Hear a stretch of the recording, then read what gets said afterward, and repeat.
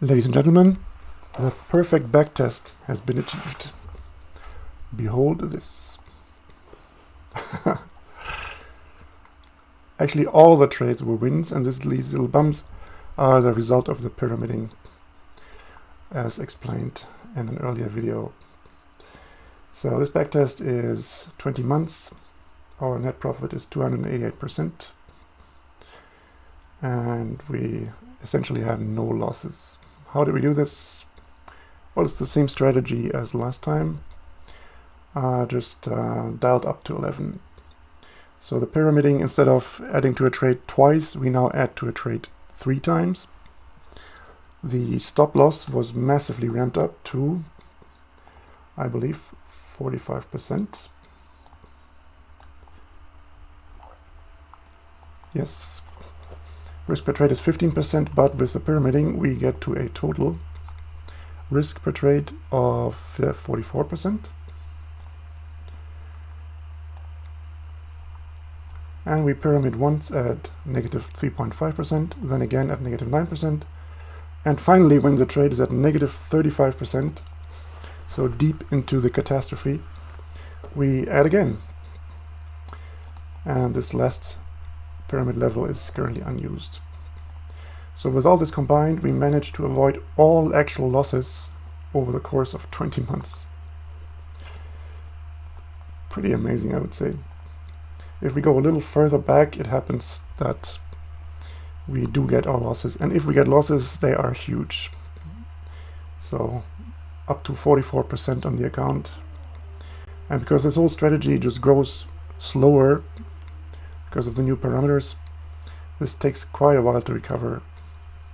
So let's say this loss here in July 22 is recovered at, I think we cannot see this in chart because it doesn't go that far back, but we can check the trade list. So trade 101 happened.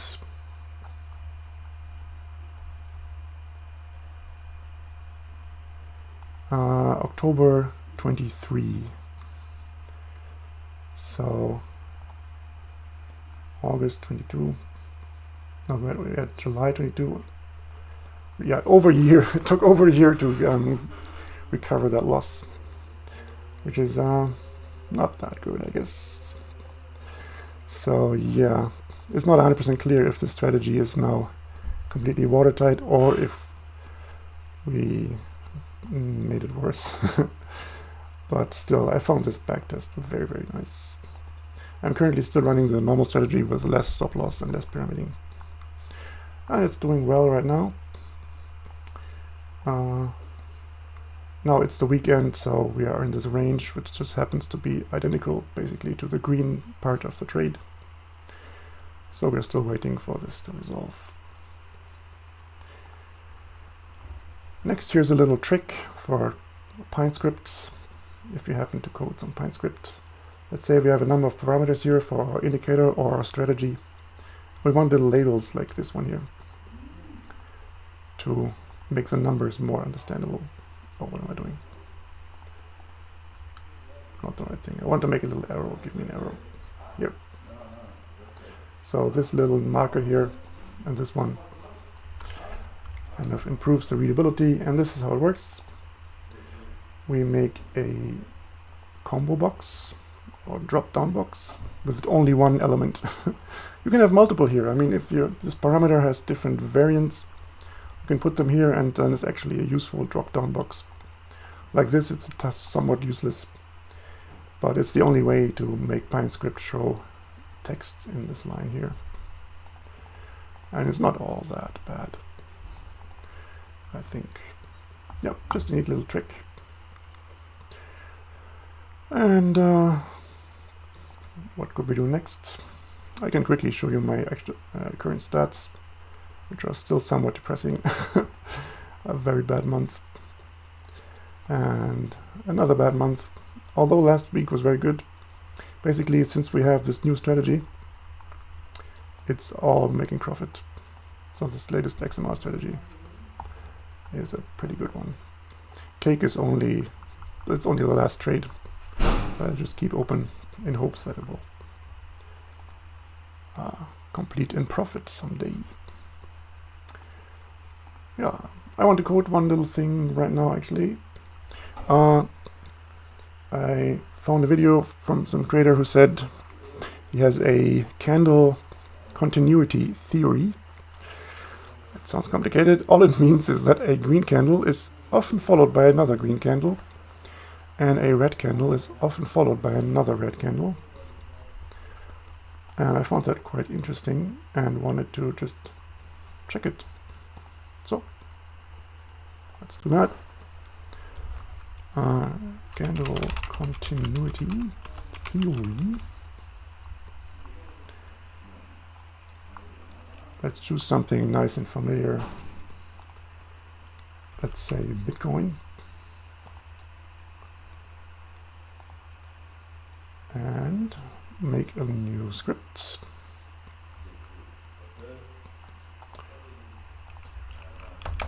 And call it candle continuity theory.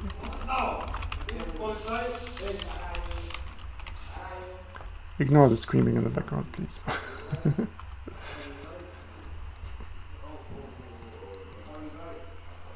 So this shouldn't be very hard. We say direction, which is supposed to be the current candle's direction, which is defined as the sign of the close minus the open. And about the special case of a candle being exactly flat, let's say we just ignore that.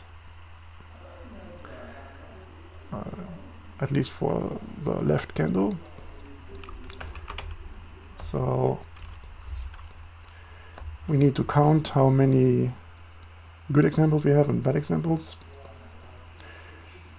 So let's just have a count variable. This counts every pair of candles that we look at. And other variable is our good count. How often the second candle was pointing in the same direction as the previous one. And we could do this in chunks, so for every 100 candles or something we could print a new value.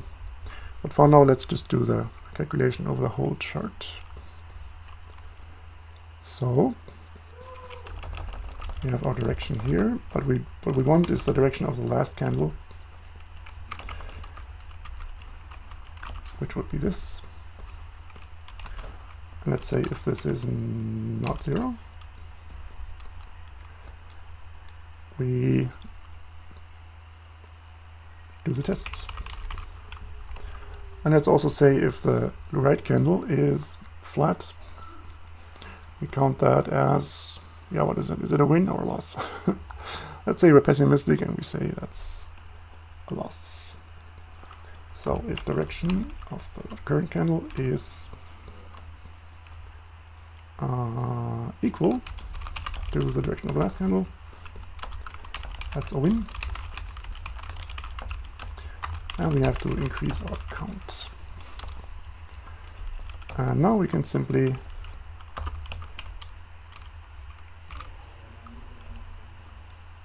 we could print it in the data window, but I guess it's nicer to have a label here.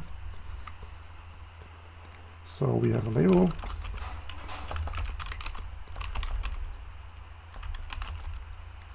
You can, in PineScript, you can basically use the same identifier for like 3 different things. Label is a type. I can also call my variable label. I can, in addition, have a function called label, I think. It possibly ends there. I can also have a library that I import under the name label, so I can write label dot. So you can overload the same identifier with completely different meanings. PineScript's kind of special in that way. We don't need to overload the confusion. I like to use the shortened LBL in these cases. So, or maybe give it a good name like label stats.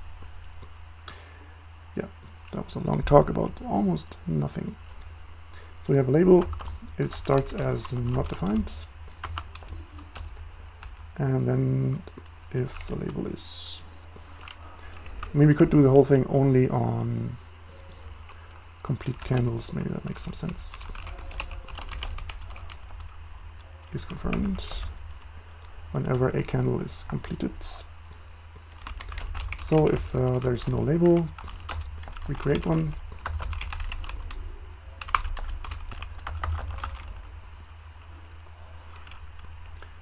In fact, let's use my little library called the utils library, which gives us simple labels. What is this actually? Import visible chart. Did I put this there? I did not put this there. How did this happen? Needs to be investigated.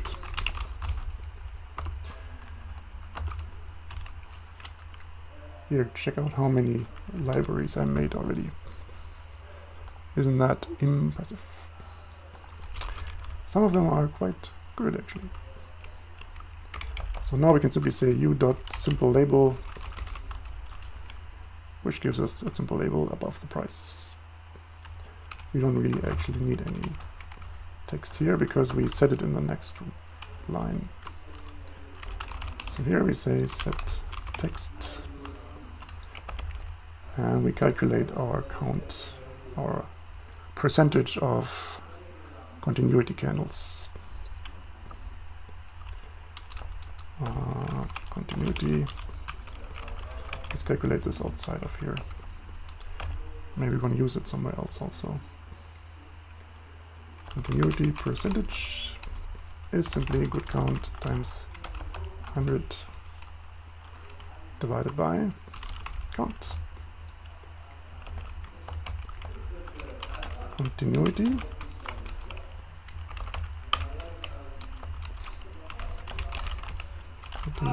percentage, and let's do 1 digit after the point.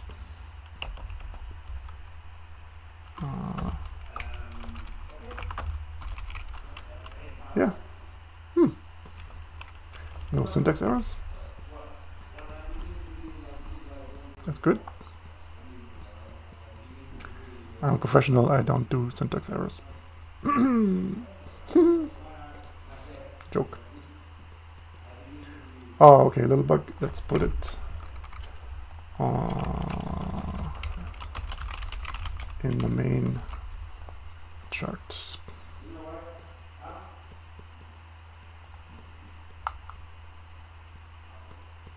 Oh, and I forgot that the label doesn't move. The label is somewhere at the first candle. But of course we want to move it to the end of the chart. So set x bar index should, I believe, do the trick.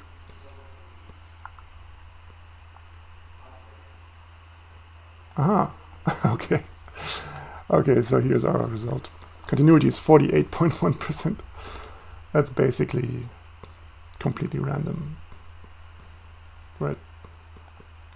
So let's check higher time frames. Is it better in any way? Exact same value, really? Hold on a minute. Hold on. Oh no, it changes. 47.6%. 46.3%. Interesting. So actually it is the other way around. It happens more often that a red candle follows a green candle and a green candle follows a red candle than having two same candles next to each other. And this percentage, I'm not sure this warrants a trading strategy. The question is also how big these how big the next candle is. I mean, so if anything, it would tell you that you should reverse. After a red candle, you should go long. After a green candle, you should go short.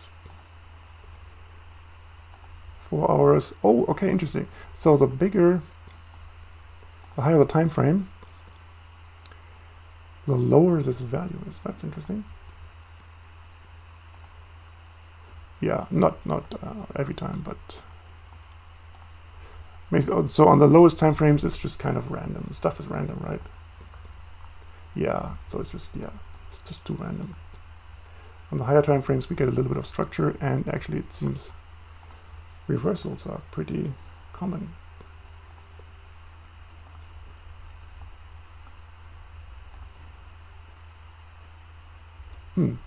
So we could also plot, we could average the actual size of the next candle. Let's say relative to the previous candle. So here, the red candle is, let's say, half as tall as the green candle. So this would be a value of negative 0.5 for the statistics. Because that is kind of closer to the actual trading. I want to see if the average is 0 or if there is some non-zero average.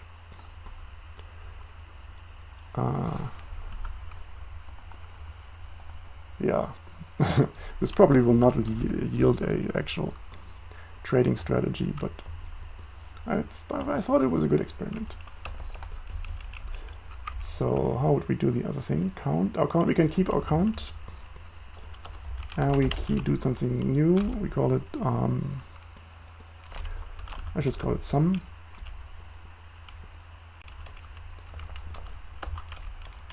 And here we would add to the sum.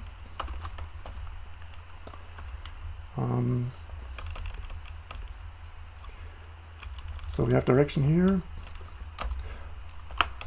and what we need now is just how do we call this? What is it? Close minus open. What is that? Let's call it move. How far the candle moves, up or down. So we take the current candle move divided by the last candle move. This will not be 0 because we checked for that. We add this all up, and then we can divide average average continuity move,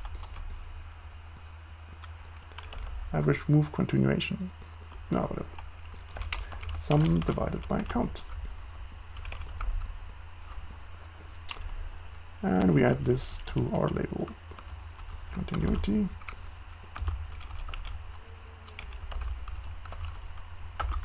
Nope. And then we have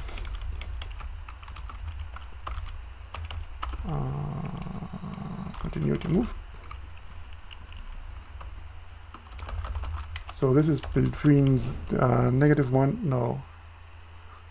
No, this is unbounded. So theoretically, the next candle could always be twice as big as the previous candle, which is extremely unlikely. So in practical terms, this value would be pretty small. So let's use multiple digits here.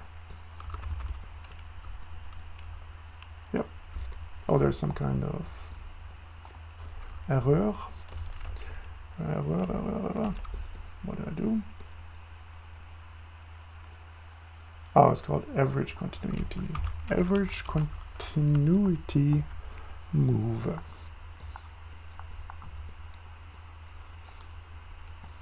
Okay, it's a negative 0.03.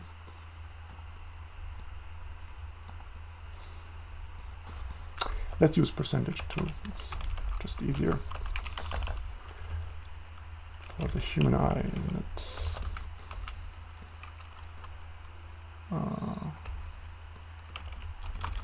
Percent sign there.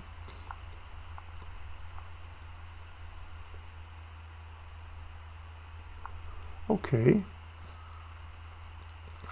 So it's -3%. So for every candle, for every green candle, the next candle is on average a red candle with a 3% the size of the green candle, so very small. So if you use this for trading, your edge is very small. It's not zero, but it's very small. But in a world of fees and spread, I think we can pretty clearly forget this idea of directly making a trading strategy out of this idea.